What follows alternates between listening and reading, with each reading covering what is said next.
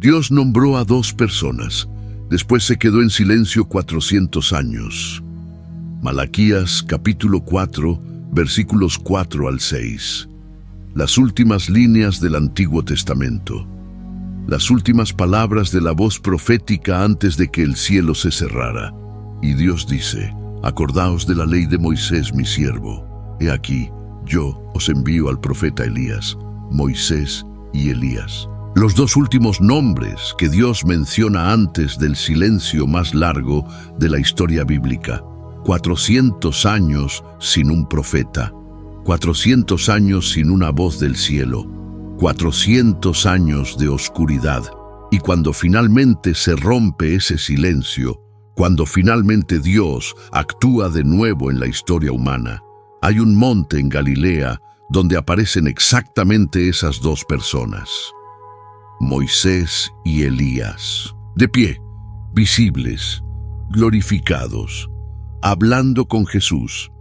Eso no es coincidencia, eso no es decoración narrativa. Lo que sucedió en ese monte es una de las escenas más calculadas de toda la Biblia, cargada de significado legal, profético y emocional. Y la mayoría de predicadores lo cuentan como si fuera simplemente un momento bonito donde Jesús brilló. No, lo que pasó allí fue un juicio, una audiencia, una certificación oficial del cielo. Y hay 3 capas ocultas en esta escena que casi nadie predica. La tercera de ellas te va a dejar sin palabras. Pero para llegar ahí, necesitas saber qué estaba pasando en la vida de Jesús 6 días antes de subir a ese monte. Porque esos 6 días lo cambian todo. 6 días antes de la transfiguración ocurrió algo que cambió todo. Mateo 16, versículo 13. Jesús estaba en Cesarea de Filipo, un lugar que la mayoría de creyentes pasa por alto, pero que es absolutamente crucial para entender lo que viene después. Cesarea de Filipo no era un pueblo judío cualquiera. Era un centro de culto pagano, construido en la base de una roca masiva, donde había una cueva que los griegos llamaban la Puerta del Hades. Literalmente, los locales creían que esa cueva era la entrada al inframundo, y fue exactamente ahí, frente a la Puerta del Hades, donde Jesús hizo la pregunta más importante de su ministerio: ¿quién dicen ustedes que soy yo? Pedro respondió, Mateo 16, versículo 16, tú eres el Cristo, el Hijo del Dios viviente. Frente a la puerta de la muerte, Pedro declara la vida. Frente al templo de los dioses falsos, Pedro identifica al verdadero, y Jesús no corrige la respuesta, la confirma. Bienaventurado eres, Simón, hijo de Jonás, porque no te lo reveló carne ni sangre, sino mi Padre que está en los cielos. Pero fíjate lo que pasa inmediatamente después, versículo 21. Desde entonces comenzó Jesús a declarar a sus discípulos que le era necesario ir a Jerusalén y padecer mucho de los ancianos, de los principales sacerdotes y de los escribas, y ser muerto y resucitar al tercer día. Es la primera vez en todo el Evangelio de Mateo que Jesús anuncia abiertamente su muerte, la primera vez. Y lo hace segundos después de que Pedro lo identifica como el Mesías, como diciendo, sí, soy el Cristo, y el Cristo tiene que morir. La reacción de Pedro es inmediata, versículo 22. Pedro lo tomó aparte y comenzó a reconvenirle diciendo, Señor, ten compasión de ti. En ninguna manera esto te acontezca. Pedro, el mismo que acaba de recibir una revelación directa del Padre, ahora intenta corregir al Hijo. Y la respuesta de Jesús es una de las más duras de toda la Escritura. Versículo 23. Quítate de delante de mí, Satanás, me eres tropiezo, porque no pones la mira en las cosas de Dios, sino en las de los hombres. Detente aquí un segundo. Imagina lo que esos 6 días entre Cesarea de Filipo y la transfiguración debieron ser para Jesús.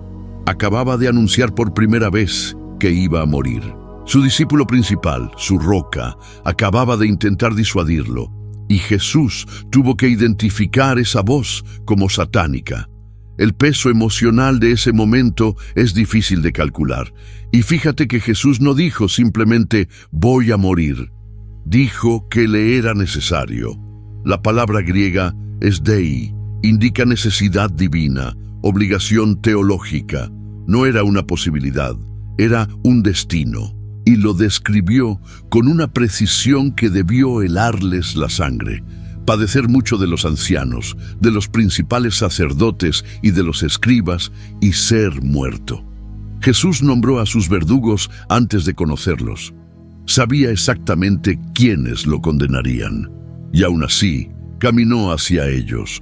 Ahora piensa en lo que Pedro hizo. Tomó a Jesús aparte. El verbo griego es proslabomenos. Significa que lo agarró, que lo jaló hacia un lado. Pedro, un pescador de Galilea, agarró del brazo al Hijo de Dios y le dijo que estaba equivocado. La audacia de ese gesto es difícil de exagerar. Y la respuesta de Jesús, llamándolo Satanás, revela algo que muchos pasan por alto. La tentación de evitar la cruz no venía solo del desierto. Venía de las personas que más lo amaban. Eso hace la tentación infinitamente más difícil de resistir. Es fácil rechazar al diablo cuando lo reconoces. Pero cuando el diablo habla por la boca de tu mejor amigo, con lágrimas en los ojos y genuina preocupación por ti, la línea se difumina. Jesús era plenamente Dios, sí, pero también era plenamente humano. Hebreos 4, versículo 15. Fue tentado en todo según nuestra semejanza. Eso incluye el miedo. Incluye la incertidumbre emocional, incluye la necesidad humana de confirmación. Y esos 6 días debieron ser los más largos de su ministerio, caminando con 12 hombres que no entendían, cargando el peso de un anuncio que lo marcaba como condenado, sabiendo que cada paso lo acercaba a Jerusalén, a los azotes, a los clavos. Y ahora guarda esa idea. Porque lo que sucede 6 días después en la cima de ese monte tiene todo que ver con esto. Mateo 17, versículo 1. 6 días después, Jesús tomó a Pedro, a Jacobo y a Juan, su hermano, y los llevó aparte a un monte alto. Solo 3.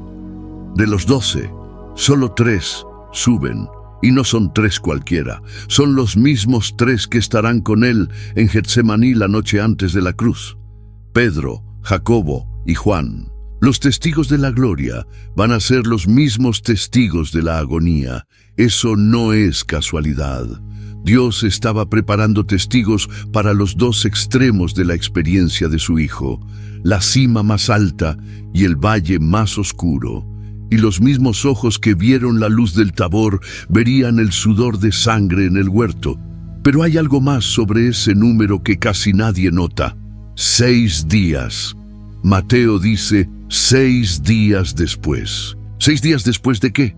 De Cesarea de Filipo, del anuncio de la muerte, de la reprensión a Pedro. Ahora, ¿dónde más en la Biblia aparece un período de 6 días antes de una revelación divina en un monte? Éxodo 24, versículo 16. Y la gloria de Jehová reposó sobre el monte Sinaí, y la nube lo cubrió por 6 días. Y al 7º día llamó a Moisés de en medio de la nube. 6 días de espera antes de que Moisés entrara en la presencia de Dios en el Sinaí. 6 días de espera antes de que Jesús subiera al monte de la transfiguración. Mateo está construyendo un paralelo deliberado. Y esto va a volverse mucho más profundo en los próximos minutos. El versículo 2 de Mateo 17 dice algo extraordinario. Y se transfiguró delante de ellos, y resplandeció su rostro como el sol, y sus vestidos se hicieron blancos como la luz. La palabra griega que Mateo usa para transfiguró es metamorfo, de donde viene la palabra metamorfosis. No es un cambio de apariencia externa, no es como ponerse un disfraz. Metamorfo describe un cambio que viene desde adentro hacia afuera. Lo que los discípulos vieron no fue a Jesús poniéndose un traje de gloria, Fue a Jesús dejando de contener la gloria que siempre tuvo dentro. Durante 33 años, la divinidad estuvo comprimida dentro de un cuerpo humano. En ese monte, por un instante, la compresión se relajó y lo que salió fue sol. Pero aquí viene algo que va a cambiar la forma en que ves toda esta escena. Mira cómo describe Mateo el rostro de Jesús. Resplandeció como el sol. Ahora lee Éxodo 34, versículo 29. Cuando Moisés descendió del monte Sinaí, la piel de su rostro resplandecía porque había estado hablando con Dios. El rostro de Moisés brillaba porque había estado en la presencia de Dios. Era un brillo reflejado, como la luna refleja la luz del sol. Pero el rostro de Jesús no reflejaba una luz externa. Su rostro era la fuente de la luz. Moisés brilló por contacto, Jesús brilló por identidad, y esa diferencia es teológicamente devastadora, porque cuando Moisés y Elías aparecen en ese monte, están de pie junto a la fuente de la misma gloria que alguna vez Moisés solo reflejó. El espejo estaba frente al sol. Y he aquí, les aparecieron Moisés y Elías, hablando con él. Versículo 3. Aparecieron. La palabra griega es ofte, la misma palabra que se usa en 1 Corintios 15, versículo 5, para las apariciones de Jesús resucitado. No fue una visión, no fue un sueño, fue una aparición real, corporal, verificable. Moisés y Elías estaban físicamente presentes en ese monte. Pero vamos a la pregunta que todo el mundo hace y casi nadie responde bien. ¿Por qué Moisés y Elías? De todos los personajes del Antiguo Testamento, ¿por qué exactamente esos dos? La respuesta tradicional dice que Moisés representa la ley y Elías representa a los profetas. Y sí, eso es cierto, pero es solo la primera capa. Y si te quedas ahí, te pierdes lo más importante. Hay una segunda capa que tiene que ver con algo que sucedió en la vida de cada uno de ellos. Ambos tuvieron un encuentro con Dios en un monte, y no cualquier monte, el mismo monte. Moisés recibió la ley en el monte Sinaí. Éxodo, capítulos 19 al 34. Elías huyó al monte Horeb después de su confrontación con los profetas de Baal. Primera Reyes 19, versículo 8. Y Horeb y Sinaí son el mismo lugar, dos nombres para la misma montaña. Los dos hombres que habían tenido la experiencia más cercana con la presencia de Dios en una montaña, ahora están en otra montaña, frente a Dios encarnado. Pero la conexión va más profundo que la geografía. Presta mucha atención a esto. Cuando Moisés estuvo en el Sinaí, pidió ver la gloria de Dios. Éxodo 33, versículo 18. Te ruego que me muestres tu gloria. ¿Y qué respondió Dios? Versículo 20. No podrás ver mi rostro, porque no me verá hombre, y vivirá. Dios tuvo que esconder a Moisés en la hendidura de una roca y pasar por delante cubriéndole los ojos con su mano. Moisés solo pudo ver la espalda de Dios, nunca su rostro. Cuando Elías estuvo en Horeb, experimentó algo similar. Primera Reyes 19, versículos 11 y 12. Un gran viento que rompía las piedras, pero Dios no estaba en el viento. Un terremoto, pero Dios no estaba en el terremoto. Fuego, pero Dios no estaba en el fuego. Y después del fuego, un silbo apacible. Y cuando Elías lo oyó, cubrió su rostro con su manto. Otra vez, un hombre que no puede ver a Dios de frente.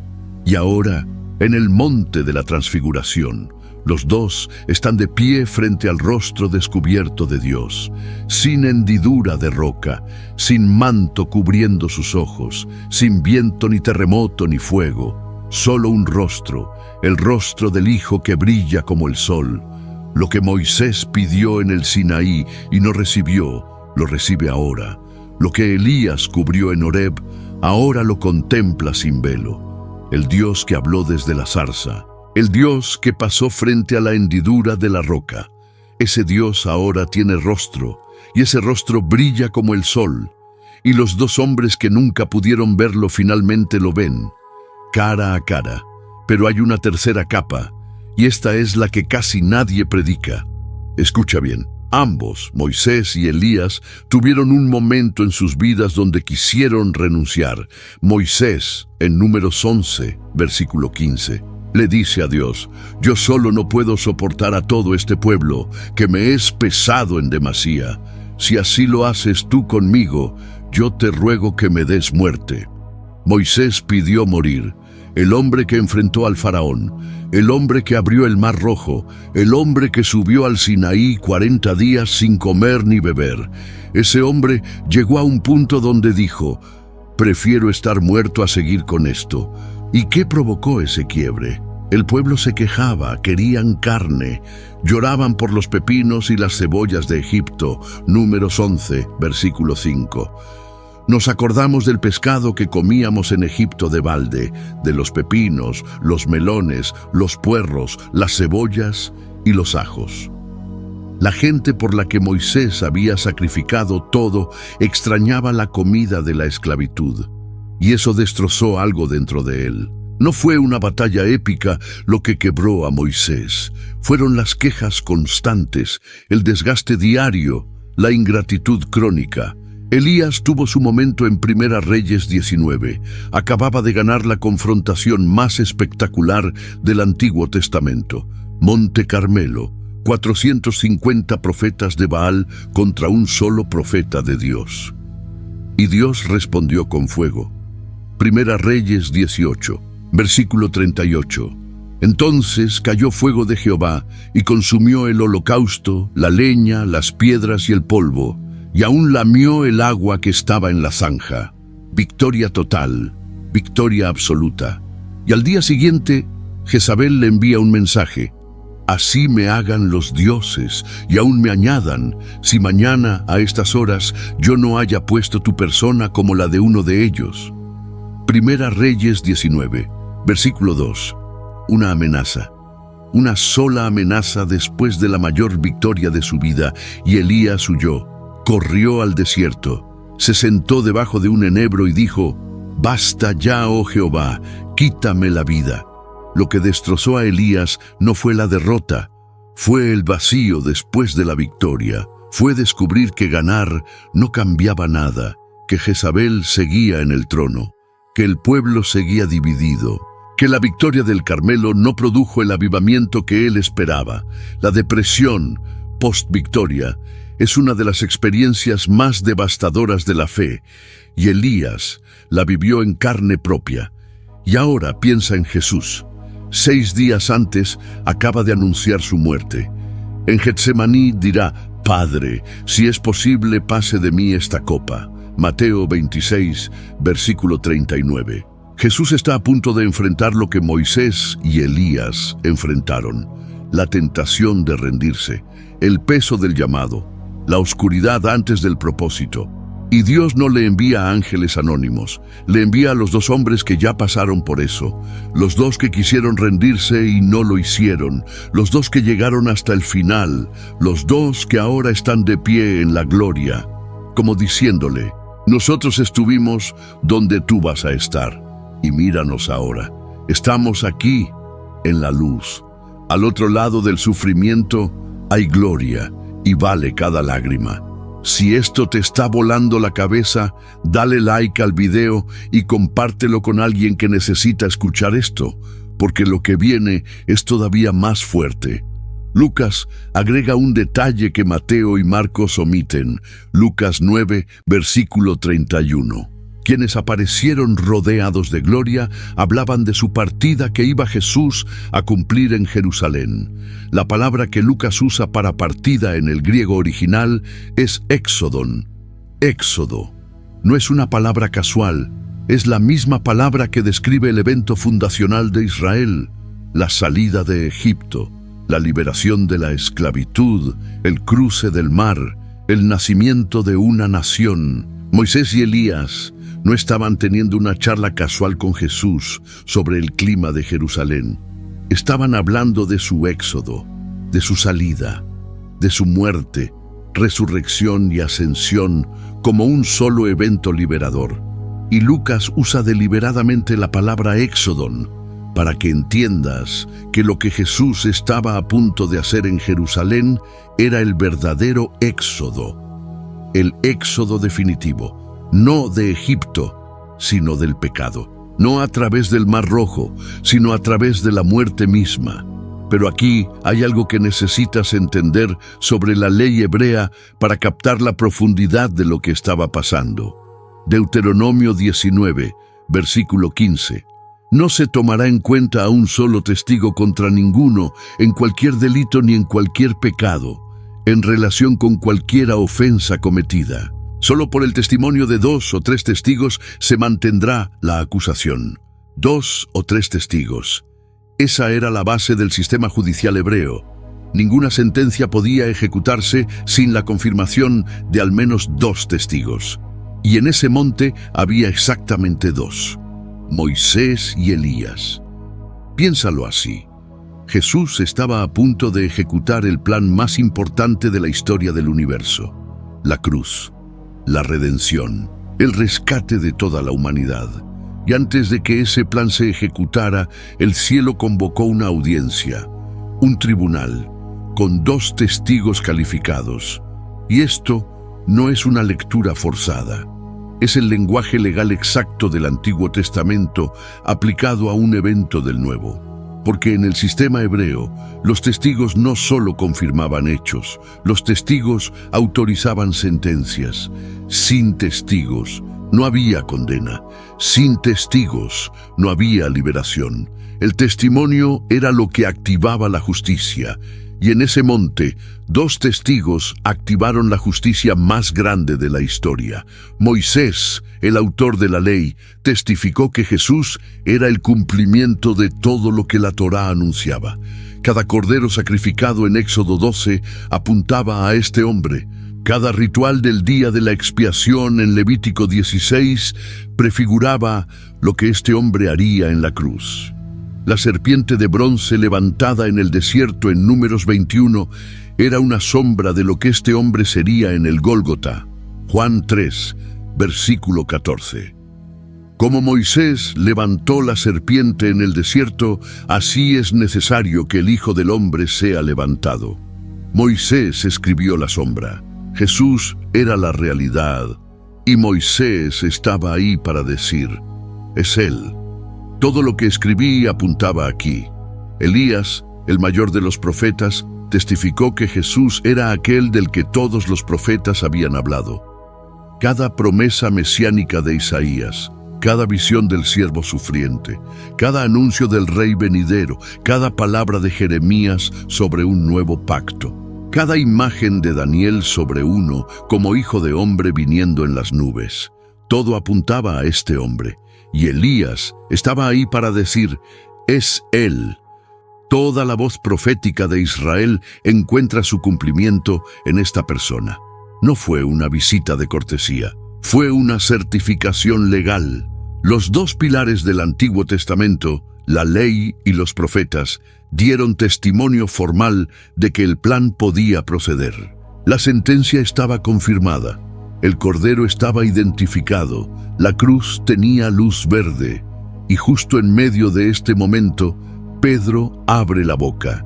Mateo 17, versículo 4. Entonces Pedro dijo a Jesús: Señor, bueno es para nosotros que estemos aquí. Si quieres, hagamos aquí 3 enramadas, una para ti, una para Moisés y una para Elías. 3 tiendas, 3 tabernáculos iguales. Uno para Jesús, uno para Moisés, uno para Elías. Pedro, sin saberlo, acababa de cometer uno de los errores teológicos más graves del Nuevo Testamento. Puso a Jesús al mismo nivel que Moisés y Elías. 3 tiendas iguales, 3 maestros equivalentes, 3 figuras del mismo rango. Marcos añade algo revelador. Marcos 9, versículo 6. Porque no sabía lo que hablaba, pues estaban espantados. Pedro habló por miedo, habló por no saber qué decir. Y cuando no sabes qué decir pero hablas igual, generalmente dices exactamente lo que no debes. Pero hay algo todavía más profundo en la propuesta de Pedro. La palabra griega que usa para enramadas es skene, tabernáculo, tienda sagrada, el mismo término que se usa para el tabernáculo de Moisés en el desierto. Pedro estaba proponiendo construir 3 santuarios, 3 lugares de adoración, como si la gloria de Dios pudiera dividirse en 3 estructuras humanas, como si el Verbo hecho carne necesitara una tienda de campaña para contener su presencia. Y aquí hay algo que poca gente conecta. Pedro dijo esto durante la fiesta de los tabernáculos. Muchos eruditos, incluyendo a Alfred Edersheim, en su obra La vida y los tiempos de Jesús el Mesías, sitúan la transfiguración en el contexto del Sukkot, la fiesta donde Israel construía tiendas temporales para recordar los 40 años en el desierto. Pedro no estaba inventando la idea de las tiendas de la nada, estaba aplicando una tradición conocida, pero la estaba aplicando de forma catastrófica. Porque el punto de la fiesta de los tabernáculos no era quedarse en la tienda, era recordar que Dios caminaba con su pueblo. Y en ese monte, Dios no necesitaba una tienda. Dios estaba caminando con ellos, en persona, con piel, ojos y un rostro que brillaba como el sol. La respuesta del Padre fue inmediata e interrumpió a Pedro en pleno discurso. Mateo 17. Versículo 5. Mientras él aún hablaba, una nube de luz los cubrió, y he aquí una voz desde la nube que decía: Este es mi Hijo amado, en quien tengo complacencia, a él oíd. Mientras él aún hablaba, el Padre no esperó a que Pedro terminara, lo cortó, y lo que dijo destroza la propuesta de Pedro desde la primera palabra: Este es mi Hijo, no mi siervo, como Moisés, no mi profeta como Elías, mi Hijo. Pedro acababa de proponer 3 tiendas iguales. El Padre acaba de decir que eso es imposible. Moisés era fiel como siervo en la casa de Dios. Hebreos 3, versículo 5.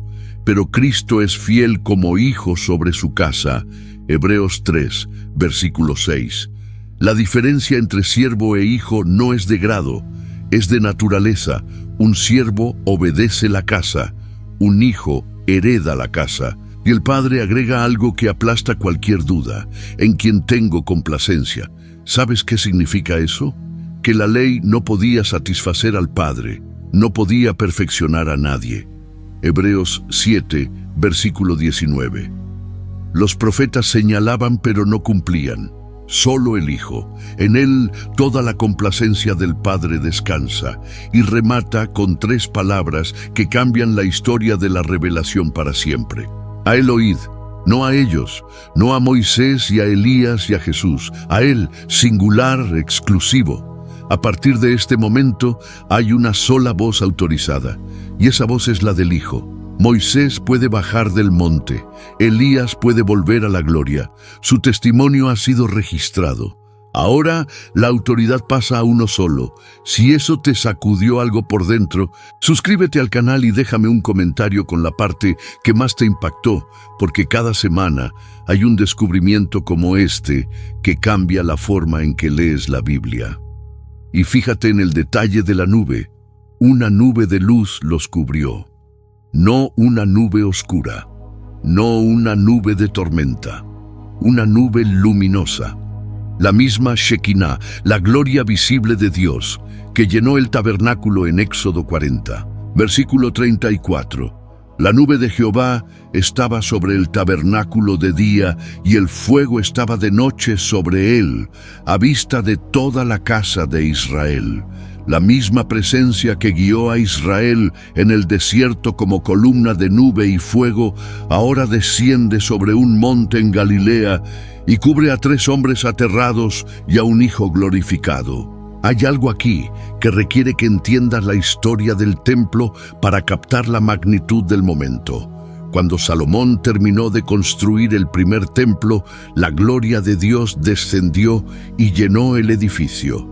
Segunda Crónicas 5, versículo 14.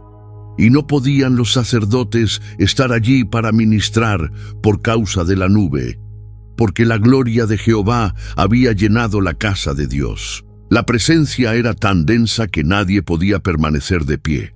Pero ese templo fue destruido por Nabucodonosor en el 586 a.C. Y cuando el segundo templo fue construido décadas después, bajo Zorobabel, la tradición rabínica registra algo devastador. La Shekinah no volvió. El Talmud de Babilonia, Tratado Yoma, página 21b, lista 5 cosas que estaban en el primer templo, pero faltaban en el segundo. Y la primera de la lista es la Shekinah. Durante más de 500 años, la gloria visible de Dios no habitó en ningún lugar de la tierra. El segundo templo estaba vacío de la presencia que lo hacía sagrado. Y ahora, en un monte en Galilea, la Shekinah reaparece. No en un edificio, no sobre un arca, sobre una persona. La nube de gloria que abandonó el templo de Salomón, que no habitó en el templo de Herodes, desciende sobre el cuerpo de un carpintero de Nazaret. Porque el verdadero templo nunca fue un edificio. El verdadero templo siempre fue una persona. Juan 2, versículo 21. Pero él hablaba del templo de su cuerpo. Pedro estaba proponiendo construir tiendas para contener a Dios. Y Dios le respondió con una nube que lo cubrió a él. Pedro quería encerrar la gloria lo envolvió a Pedro. La diferencia entre religión y relación está en esa imagen. La religión construye estructuras para Dios. La relación descubre que Dios te ha cubierto a ti. Versículo 6. Al oír esto, los discípulos se postraron sobre sus rostros y tuvieron gran temor. Por supuesto que tuvieron miedo. Estaban en medio de algo que ningún ser humano había experimentado. La voz audible del Padre, la gloria visible del Hijo, la presencia corporal de Moisés y Elías, y la nube de la Shekinah, todo al mismo tiempo, en la misma montaña, a metros de distancia.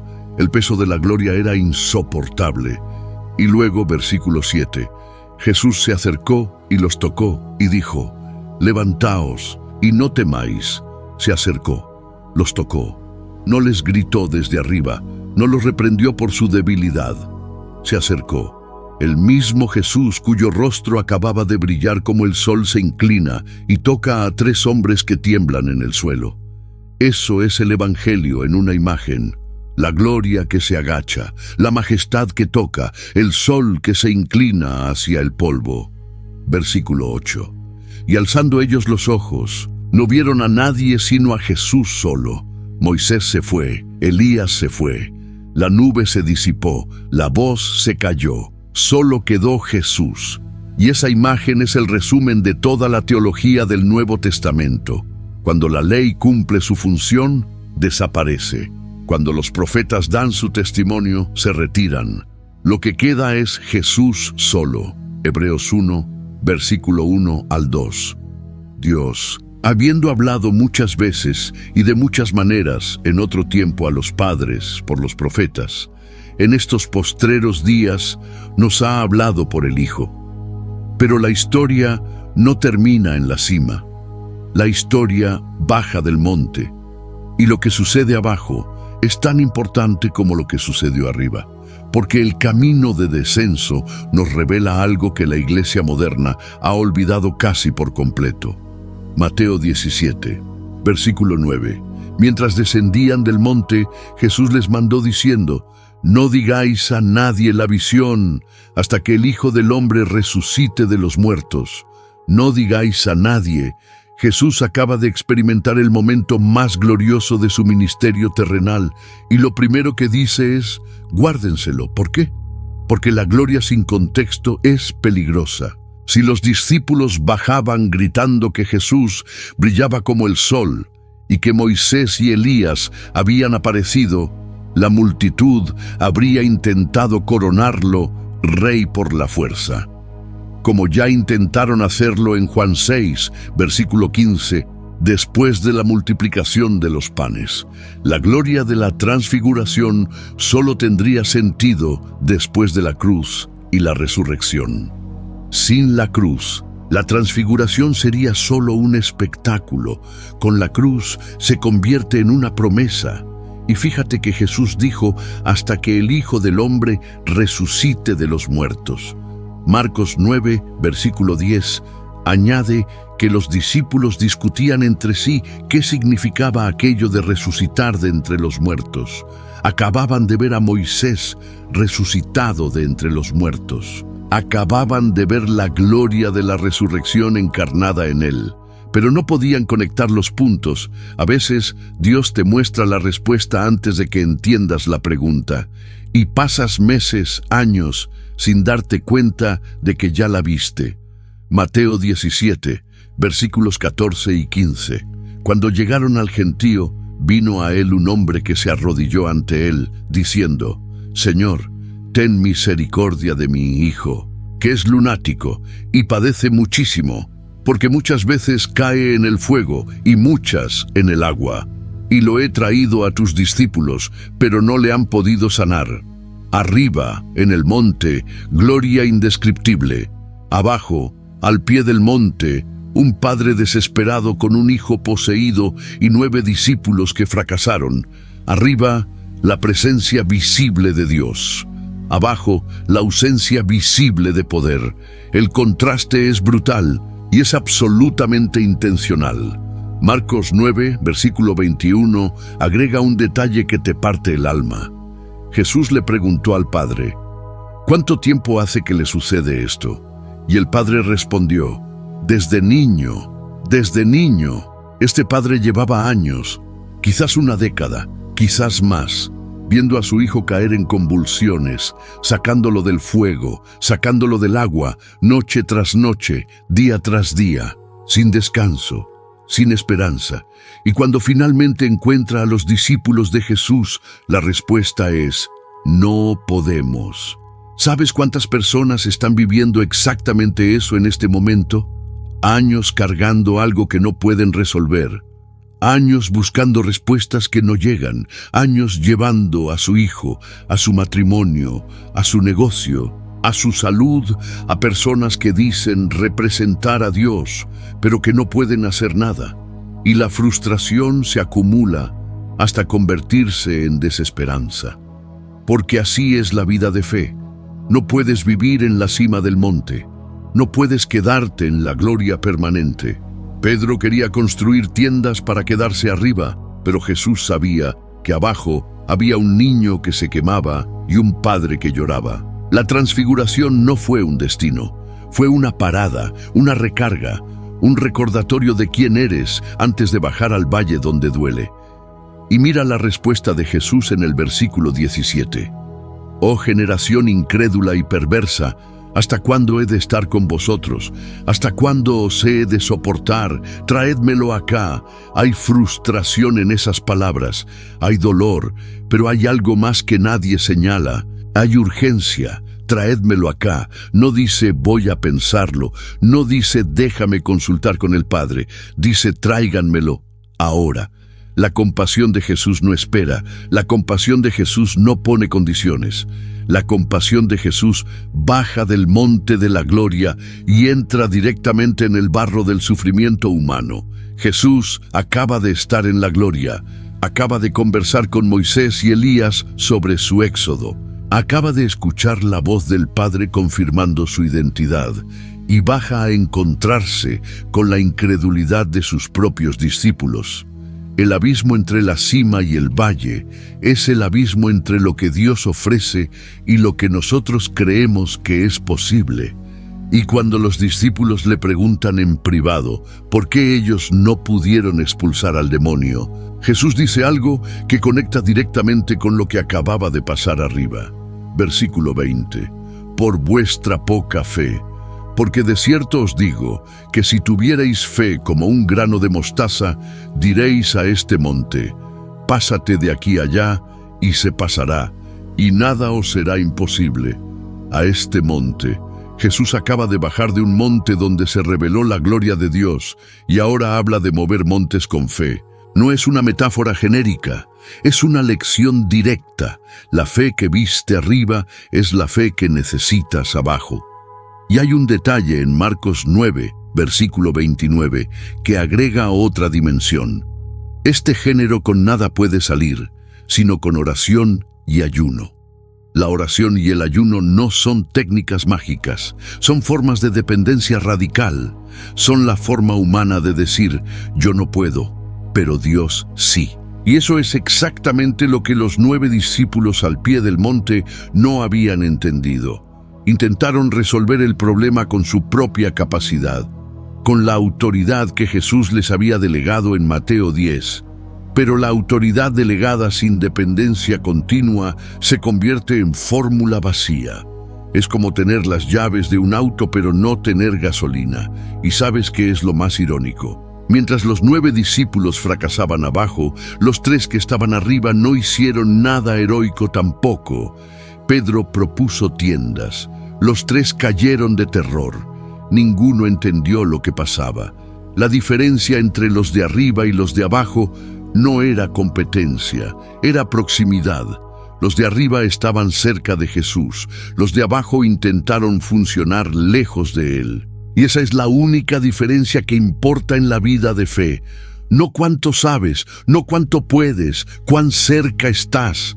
Ahora vamos a juntar todas las capas, porque lo que voy a mostrarte ahora es la imagen completa, y cuando la veas entera, la transfiguración nunca va a ser la misma para ti. Jesús necesitaba encontrarse con Moisés y Elías. Y la primera razón es legal. Deuteronomio 19:15 exigía 2 testigos para validar cualquier asunto importante. Moisés y Elías certificaron que Jesús era el cumplimiento de la ley y los profetas. Sin esa certificación, el plan de la cruz no tenía respaldo del pacto antiguo. Pero no era solo legal, era profético. Malaquías 4, versículos 4 al 6, las últimas palabras del Antiguo Testamento, anunciaban que Moisés y Elías serían relevantes antes del día grande de Jehová. La transfiguración fue el cumplimiento parcial de esa profecía. Las últimas palabras de Dios antes del silencio se materializaron en un monte de Galilea siglos después. Y la capa que nadie menciona era emocional. Jesús estaba a 6 días de haber anunciado su muerte por primera vez. Moisés y Elías, los 2 hombres que quisieron renunciar y fueron sostenidos por Dios, vinieron a confirmarle que el camino a la cruz, aunque insoportable, terminaba en gloria. Ellos lo sabían, porque ellos estaban en la gloria. No vinieron a darle información, vinieron a darle fuerza. Su presencia era la prueba viviente de que al otro lado del sufrimiento hay luz. Y sobre todo eso, el Padre necesitaba hablar, no solo para los discípulos, también para el Hijo. Este es mi Hijo amado, en quien tengo complacencia.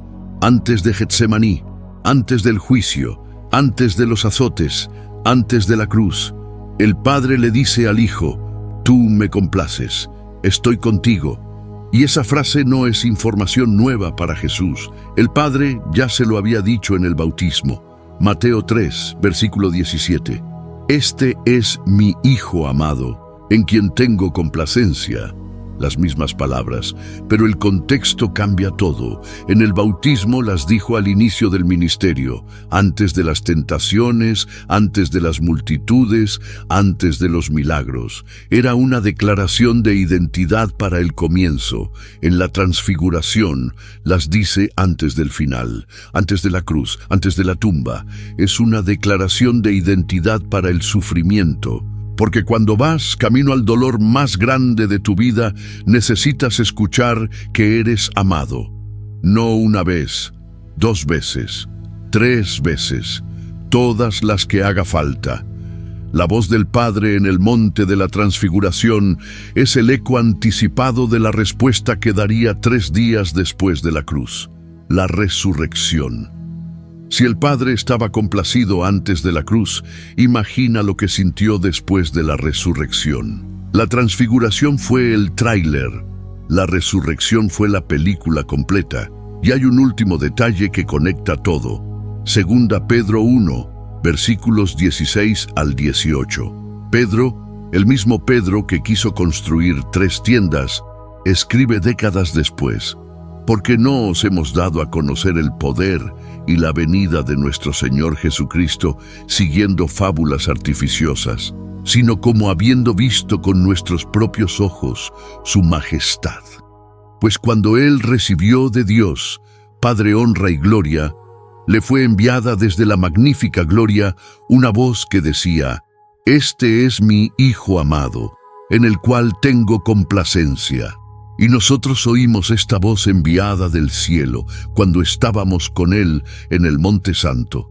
Pedro escribió eso al final de su vida, probablemente desde Roma, probablemente sabiendo que Él también iba a morir crucificado. Y de todas las experiencias que tuvo con Jesús, de todos los milagros que vio, de todas las enseñanzas que escuchó, el momento que Pedro elige como prueba de que Jesús no era una fábula es la transfiguración, no la multiplicación de los panes, no la caminata sobre el agua, no la resurrección de Lázaro, la transfiguración. Porque en ese monte, Pedro vio algo que ningún milagro podía mostrar. Vio la naturaleza real de Jesús, no lo que Jesús podía hacer, sino lo que Jesús era. Y esa visión lo sostuvo hasta su propia cruz. Y aquí está lo que hace que todo esto sea tan devastadoramente personal. Hay momentos en la vida donde todo se oscurece, donde el llamado pesa más de lo que puedes soportar, donde las personas que más confías te dicen que estás loco o que deberías rendirte, donde el valle al pie del monte parece más real que la gloria de la cima. Moisés los tuvo, Elías los tuvo, Jesús los tuvo, Pedro los tuvo, y si ellos los tuvieron, tú también vas a tenerlos. No es cuestión de si, es cuestión de cuándo. Pero fíjate en lo que Dios hizo con cada uno de ellos. A Moisés, en su peor momento, Dios le dijo: yo iré contigo. Éxodo 33, versículo 14. A Elías, bajo el enebro, Dios le envió un ángel con comida y le dijo: levántate y come, porque largo camino te resta. Primera Reyes 19, versículo 7. A Jesús, en el monte antes de la cruz, Dios le envió a los 2 testigos y le habló desde una nube de luz. A Pedro, décadas después, Dios le dio un recuerdo tan poderoso que pudo escribir sobre él desde el borde de su propia muerte. Dios no ignora tus momentos de quiebre, no se ofende con tu cansancio, no se escandaliza con tu duda. Dios hace lo que hizo en el monte de la transfiguración: aparece, envía testigos, habla y dice lo que el Hijo necesitaba escuchar y lo que tú necesitas escuchar hoy. Eres amado, me complaces. Levántate. Si necesitaste pausar un momento ahí, déjame saber en los comentarios qué parte de este video te impactó más, porque a veces escribirlo es la forma de grabarlo en el corazón. Y cuando levantaron los ojos, no vieron a nadie sino a Jesús solo. Acabamos de descubrir que la transfiguración no fue un espectáculo, fue un tribunal, una despedida y una declaración de amor del Padre al Hijo antes de la cruz. Lo que vas a ver ahora en pantalla conecta directamente con esto. Es un video que lleva esta revelación un paso más profundo, y creo que después de lo que acabas de escuchar, estás listo para verlo. Haz clic.